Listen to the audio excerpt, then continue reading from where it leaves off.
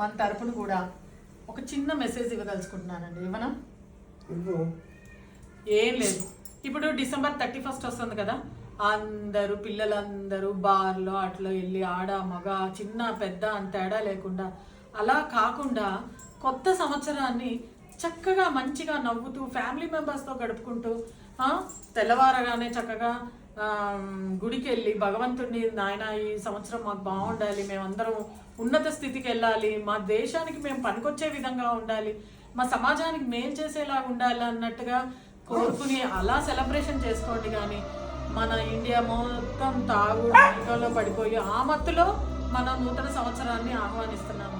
ఇది ఎంతవరకు కరెక్ట్ అంటారు చెప్పండి? పిల్లలు ప్లీజ్ ఒక్కరు మార్గం మార్చుకున్నా నేను చాలా సంతోషపడతాను. ప్లీజ్ మీ అందరికీ నా ఆశీర్వాదం అనుకోండి.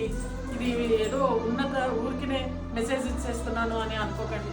ప్లీజ్ ఈ మత్తు పదార్థాలు, ఈ తాగుళ్ళు ఇవేం వద్దు నాన్న, ప్లీజ్ నాన్న, మీ భవిష్యత్తును పాటు చేసుకోకండి.